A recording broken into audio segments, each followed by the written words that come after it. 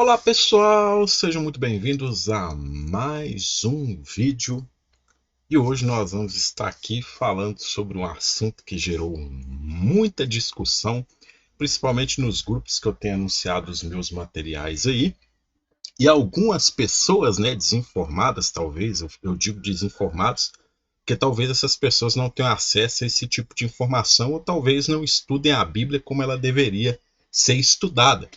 Então gerou muito questionamento, muitos tentaram atacar, desmerecer meu trabalho, desmerecer minhas formações, desmerecer tudo que eu tenho realizado aí nas redes sociais e hoje eu vim fazer um vídeo de como refutar o dízimo. Vou ensinar para vocês como refutar o dízimo para enterrar de vez esse assunto.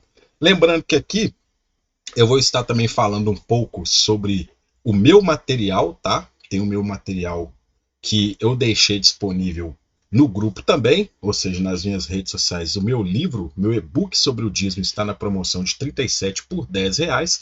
E nesse e-book eu falo sobre tudo que vai estar aqui, que eu vou estar passando para vocês, só que lá eu trato dentro do hebraico, dentro do grego, da hermenêutica também, como eu vou tratar aqui, e explico muito mais coisas que não contém neste estudo, tá?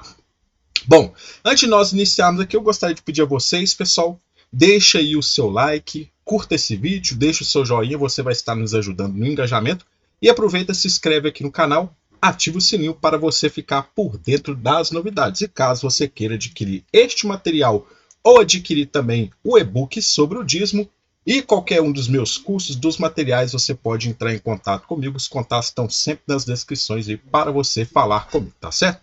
Vamos lá, como refutar o dízimo? Muitas pessoas aí falam, que o dízimo é algo, que as pessoas têm que dar todo mês, que se uma pessoa não der todo mês, essa pessoa está roubando. Todo salário que a pessoa pegar, ela tem que dar esse dízimo na igreja, mas vamos ver se realmente é isso que a Bíblia fala. Olha o que é que fala lá em Deuteronômio capítulo 14, versículo 22, fala assim, ó: certamente darás os dízimos de todo o fruto das tuas sementes, que ano após ano se recolher do campo. Então, ou seja, aqui já tem algo que também é diferente do que as pessoas colocam aí. Eles colocam de mês em mês. Aqui nós temos que é ano após ano, senhores. Ano a ano o dízimo era dado. Então, o dízimo era algo anual. Esquece essa questão de mês em mês, como as pessoas têm colocado aí, como os pastores têm colocado, que tem ensinado de forma errada para as pessoas. O dízimo ele era de ano em ano, tá? E aqui, para uma compreensão mais clara para as pessoas, eu vou utilizar apenas a hermenêutica, apenas o português, tá? O dízimo ele só poderia ser entregue no lugar que o Senhor escolheu para habitar o seu nome. Olha que interessante, depois vocês podem ler lá, Deuteronômio capítulo 12, do versículo 1 ao 14, né? E vocês vão ver o seguinte, olha o que vai falar lá no versículo 4.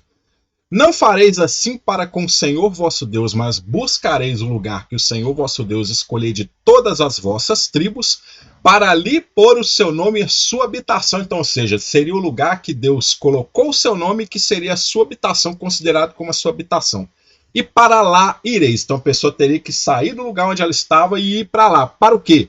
Esse lugar fareis chegar os vossos holocaustos, ou seja, os sacrifícios, os vossos dízimos, a oferta das vossas mãos e por aí se vai. Então, ou seja, o dízimo ele tinha que ser entregue no lugar que o Senhor escolheu para habitar o seu nome. Aí vem uma perguntinha: será que Deus escolheu esse monte de templo que as pessoas dizem que são igreja e como lugar para o seu nome habitar, para a área que as pessoas levassem o dízimo?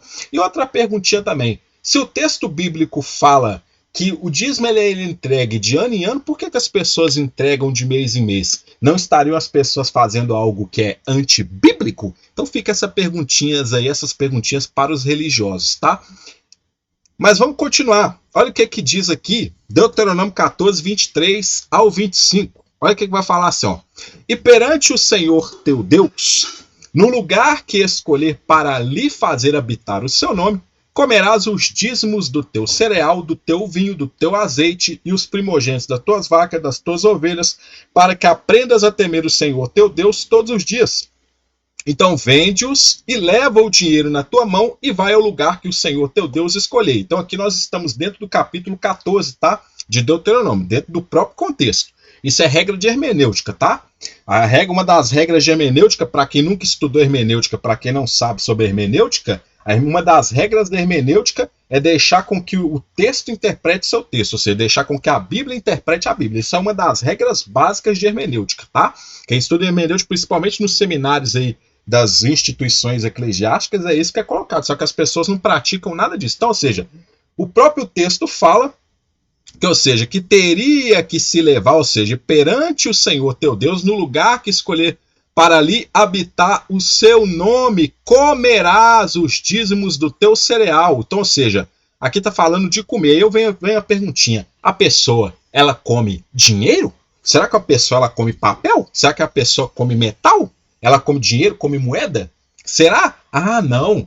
Mas aí, esse dinheiro, naquela época não existia dinheiro, né? Mas nós vamos chegar nessa parte aqui ainda, para vocês compreenderem que não tem nada a ver com o que as pessoas pregam por aí. O único lugar que foi escolhido para que o nome de Deus habitasse, em que foi registrado na Bíblia, foi Jerusalém. Quando você pega lá 2 Crônicas 6,6, vai falar assim, ó: mas escolhi Jerusalém para que ali seja estabelecido o meu nome, e escolhi Davi para chefe do meu povo Israel. Então, ou seja, Deus escolheu o que, gente? Escolhi Jerusalém para que ali seja habitado o quê? O meu nome. Então, ou seja, você pega aqui e você vai ver que é Jerusalém. Então, o único lugar que poderia se receber dízimo é Jerusalém. Então, ou seja, por aí você já vê que os pastores estão todos equivocados. Pastor que cobra dízimo das pessoas, para as pessoas levarem de mês em mês, para as pessoas entregarem seu dinheiro no altar e para as pessoas levarem até os lugares que eles chamam de igreja hoje, principalmente aqui no Brasil, você vai ver que estão equivocados, porque o único lugar autorizado era Jerusalém, tá?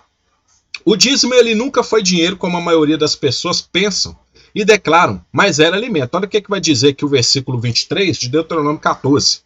E perante o Senhor teu Deus, no lugar que escolher para ali fazer habitar o seu nome, comerás os dízimos do teu cereal, do teu vinho, do teu azeite, os primogênitos das tuas vacas e das tuas ovelhas, para que aprendas a temer o Senhor teu Deus todos os dias. Então, ou seja, as pessoas teriam que o quê? Comer. Então, ou seja, o dízimo não era dinheiro, era comer.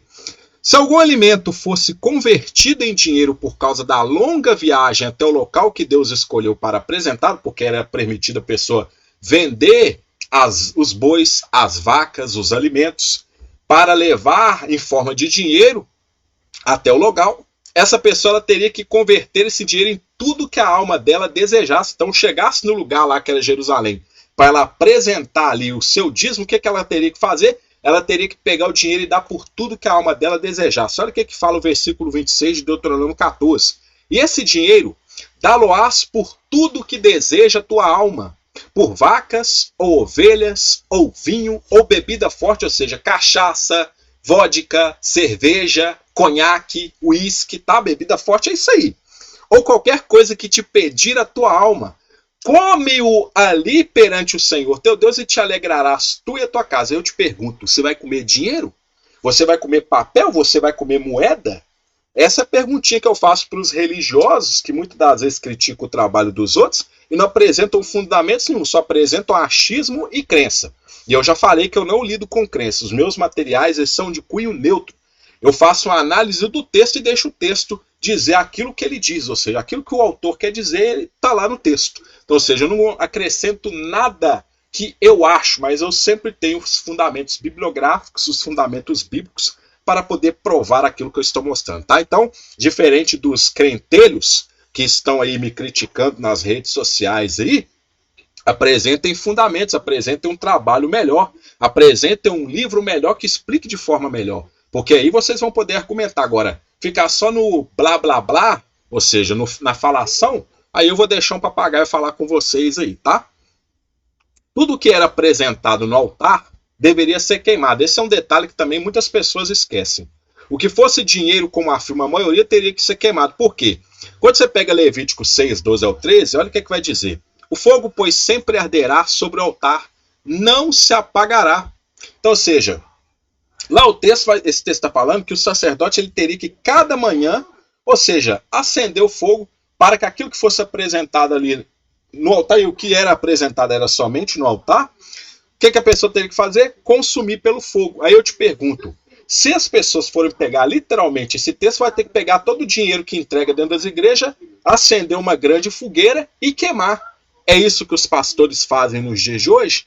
Não, né, gente? Então, vocês me desculpem aí, mas o que as pessoas colocam, tentam colocar, forçar as pessoas a crer, está tudo errado. E o principal medo, principalmente dos crentes, é justamente de pesquisarem e descobrirem que a sua crença está fundamentada numa grande mentira por anos, tá? Então esse é o medo da grande maioria.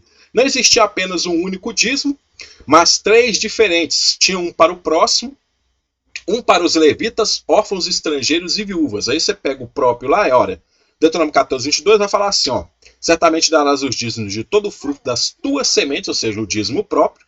Aí você pega lá, no versículo 27 ao 29 de Deuteronômio 14, vai falar assim, porém não desampararás o levita que está dentro da tua cidade, pois não tem parte nem herança contigo. Então, ou seja, aqui vai falar dos levitas também.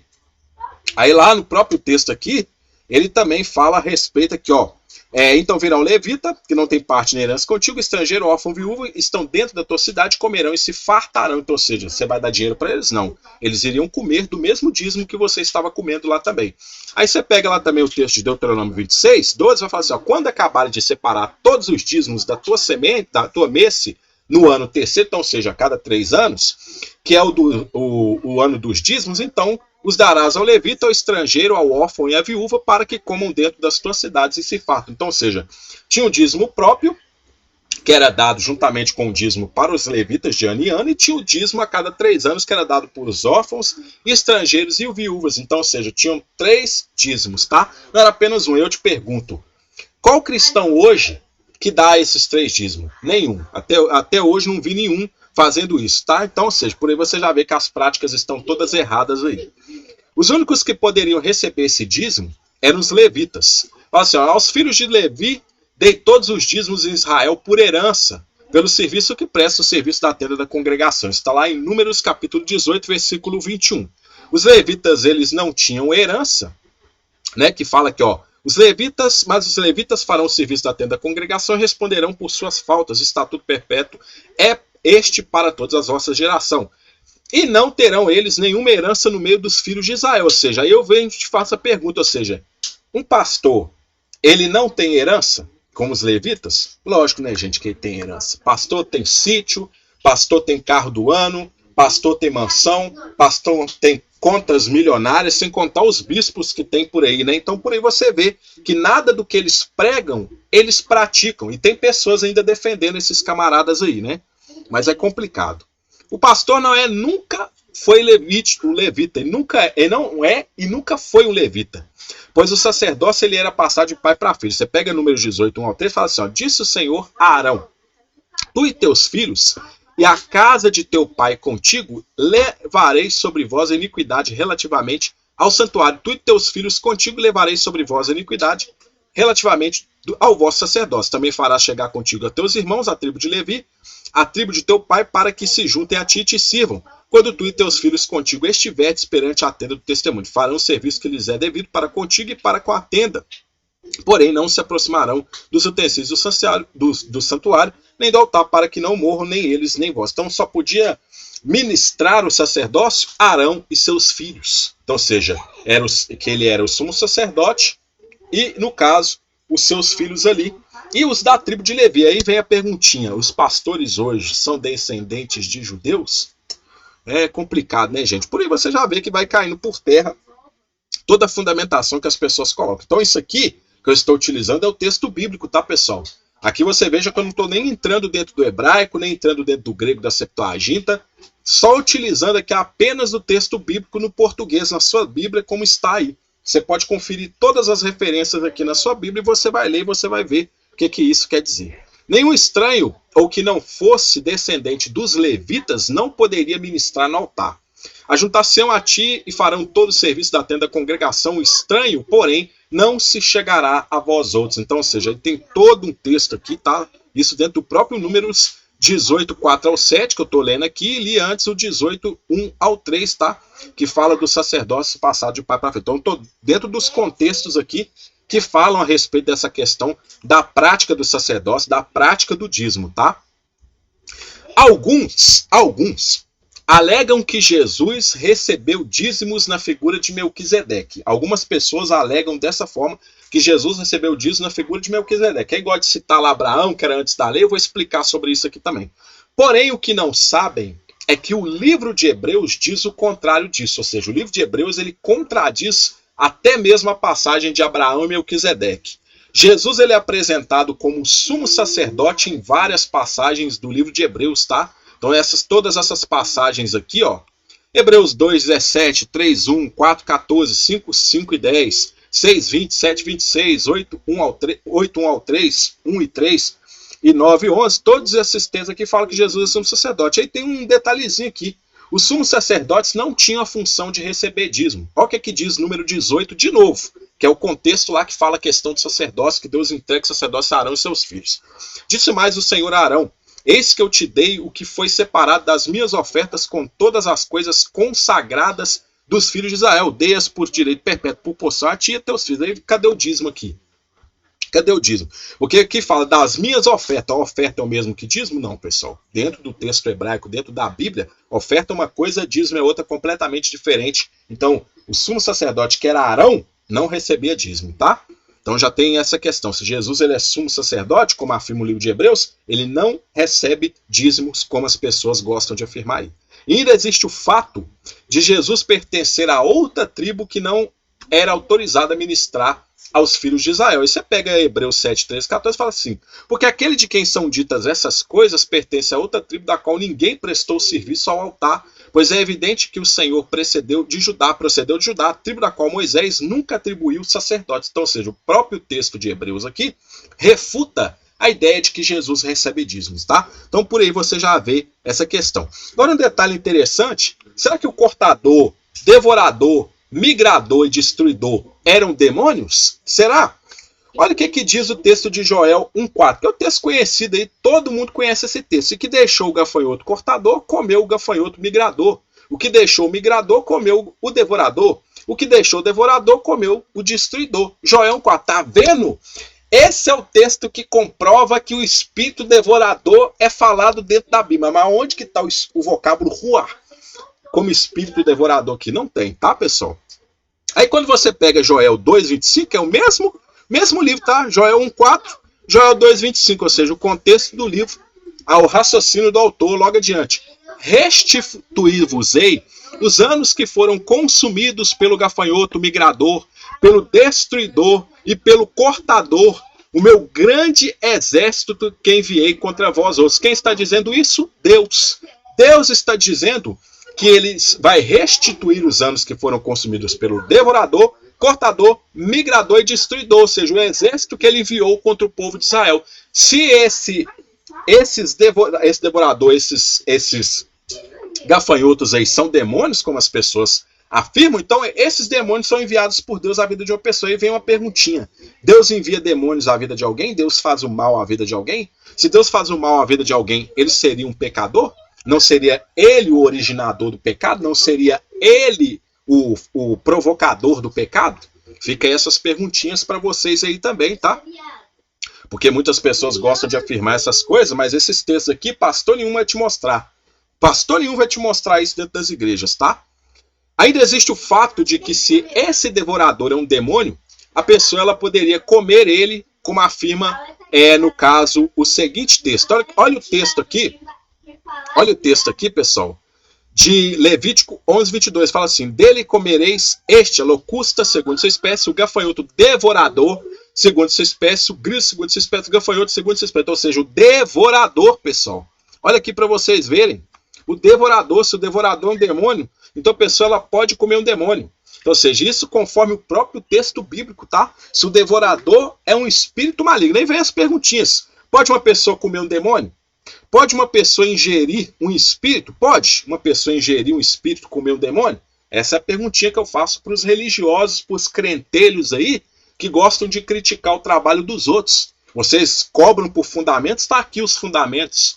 Está aqui os fundamentos que vocês não têm a capacidade de pesquisar, de investigar, e criticam aqueles que apresentam isso aqui. Então, ou seja, tá esse vídeo aí para vocês verem a mentira em que vocês estão fundamentados e que vocês estão enganando outras pessoas com essa mesma mentira.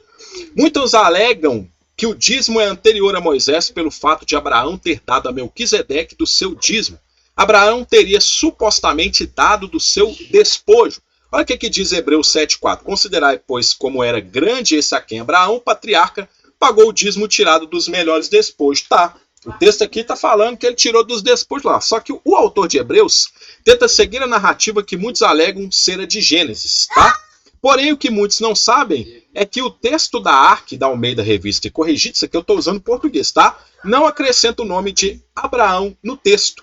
E a Bíblia de Jerusalém confirma em uma nota de rodapé que o texto de Gênesis 14, 18 ao 20 é um acréscimo que pode ser visto na quebra da narrativa pelo autor do texto. Então o que acontece? Quando você pega o texto de Gênesis 14, 20, você vai ver que, de repente, o autor ele para a sua argumentação para ali ele começar a trazer essa narrativa de Abraão e Melquisedeque. Então, ou seja, é justamente uma narrativa que você vê que há uma quebra de raciocínio e é mais provável um acréscimo. E mesmo que esse relato fosse verdade, Abraão teria dado do despojo, que significa resto. Então, ou seja, conforme o mínimo dicionário Aurélio lá, na página 229, tá? A bibliografia está aqui.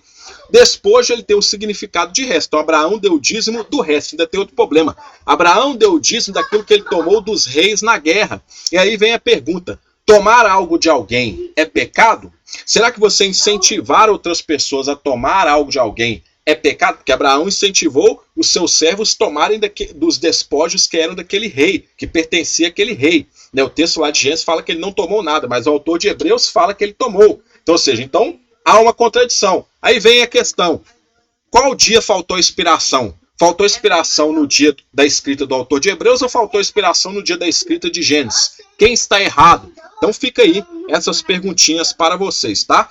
Em vários textos, Paulo ele demonstra que o período de Abraão, nenhuma das práticas que foram realizadas ali constitui uma regra. Isso nós podemos ver em textos, por exemplo, como 1 João 3,4, 1 Timóteo 1, 8 ao 10 e alguns textos que eu trouxe aqui do livro de Romanos. Olha, Romanos 3,20 fala assim, ó: visto que ninguém será justificado diante dele por obras da lei, em razão de que pela lei vem o pleno conhecimento do pecado. Porque a lei suscita a ira, mas onde não há lei, também não há transgressão. Então, ou seja, o período de Abraão não tinha lei. Não tinha lei. E se você for pegar a prática de Abraão para constatar ela com a de Moisés, está errada, tá? Aí você pega lá, ó, o pecado não é levado em conta quando não há lei. Está lá nos textos lá de Romanos, capítulo 5, versículo 13. Então, ou seja, o pecado não é levado em conta onde não há lei. No período de Abraão, não tinha lei. Então, ou seja, o que Abraão fez lá como dízimo dos despojos pode ser considerado como um pecado. Pode ser considerado como algo que era errado, porque o que rege a norma é a partir do momento de Moisés ali que tem a lei, e ali as pessoas começam a seguir aquela lei. Paulo argumenta sobre isso o livro de Hebreus inteiro para dar essa explicação. Então, desse modo, nós compreendemos que o que vale é o estipulado na lei do dízimo e não a prática de Abraão, que era antes da lei. Então, ou seja, a prática de Abraão, ela cai por terra através desses textos, tá? Cai por terra. Pode esquecer a prática de Abraão como uma tentativa de prova do dízimo. Você tem que se fundamentar no texto de Deuteronômio. Só que, tem um porém. O texto de Deuteronômio é totalmente contrário à prática das pessoas nas igrejas nos dias de hoje. O dízimo não é devolvido como muitos alegam, pois o ser humano nunca possuiu algo ao ponto de vista de alguns textos bíblicos. Aí nós temos aqui, ó, os textos bíblicos, ou seja, ó: no sair do ventre minha mãe nu voltarei, nada levará consigo a sua glória, não a acompanhará, com o sal do ventre sua mãe assim nu voltará, porque nada temos trazido para o mundo, nem coisa alguma podemos levar dele. E podemos ver em outros textos também que tudo jamais saiu das mãos de Deus. Fala assim, ó: quem primeiro me deu a mim, para que eu haja de retribuí-lhe? Texto de Jó 41:11. Aí fala lá, ó, Davi fala que ao Senhor pertence toda a terra e tudo que nela contém. Se eu tivesse fome, não tu diria, pois o mundo é meu e quanto nele se contém. Teus são os céus e tu é a terra e o mundo e a sua plenitude. Tu os fundaste, porque do Senhor é a terra e a sua plenitude. Então, ou seja, todos esses textos aqui, o que eles demonstram? Demonstram que o ser humano não tem poder ou autoridade para tomar algo das mãos de Deus, seja emprestado, arrancado ou etc. Ou seja, essa ideia de que as pessoas falam que a pessoa está pegando algo que Deus está emprestando para ela, né, que ela está devolvendo algo que Deus emprestou, isso é uma grande mentira dos pastores aí para tirar dinheiro das pessoas, tá? Então, ou seja, não tem nada que a pessoa pegou emprestado, não tem nada disso, tá? Isso aí é lero-lero. Perante os autores bíblicos, nada saiu da mão de Deus. Então a pessoa não está devolvendo nada para Deus, tá? Não tem essa de que ela tem que devolver. Por isso você já vê que todas as argumentações, o devorador, Malaquias 3:8 ao 10, eu não citei aqui, pessoal. Por quê? Porque só pelo fato da lei do dízimo, você já refuta Malaquias 3:8 ao 10. Se Jerusalém é o único lugar autorizado a levar a casa do tesouro, Malaquias 3:8 ao 10 você começa a compreender esse texto a partir desse texto de Deuteronômio, porque uma vez que se fale que o local era Jerusalém e que o dízimo ele era o quê? Era o alimento que se levava até lá, as pessoas elas estavam tirando o alimento do quê? Dos mais pobres. E nada tem a ver com dinheiro como os pastores pegam nos dias de hoje. E você veja que o próprio devorador, ele era enviado por Deus, que não tem nada a ver com o espírito, mas era simplesmente um gafanhoto que destruía a lavoura do povo, porque o povo era agricultor na época, e você vê que a prática ela era de ano em ano, e não era apenas um único dízimo, eram 3 dízimos. A prática de Abraão não constitui regra, o próprio Paulo refuta isso no livro de Romanos, e em vários outros textos também são refutados, eu citei apenas alguns aqui, por aqui você já vê que essa prática do dízimo, como as pessoas afirmam nos dias de hoje, como muitos gostam de criticar o trabalho dos outros, ou seja, essa prática do dízimo, ela não passa de um mito sem nenhuma comprovação, tá? Então fica aí esse videozinho de hoje para vocês, principalmente para aqueles que criticam o meu trabalho, criticam os meus estudos, eu convido vocês a apresentem um trabalho melhor, apresentem um estudo melhor, com fundamentos melhores, aí vocês podem vir criticar ou tentar refutar alguma coisa que é muito melhor do que ficar falando aí igual papagaio e, na realidade, apresentar apenas achismos sem nenhuma comprovação, tá certo? Agradeço a todos vocês por terem ficado comigo até o final desse vídeo. Não deixe de curtir, comentar, compartilhar, se inscreva aqui no canal, ative o sininho para você ficar por dentro das novidades. E pessoal, caso você queira adquirir esse e outros materiais, principalmente o meu livro sobre o dízimo, o mito do dízimo, seja que está na promoção de R$ 37,00 por R$ 10,00, você pode entrar em contato comigo e adquirir esses materiais, tá certo? No mais, eu desejo vocês muito sucesso, um grande abraço e até a nossa próxima oportunidade.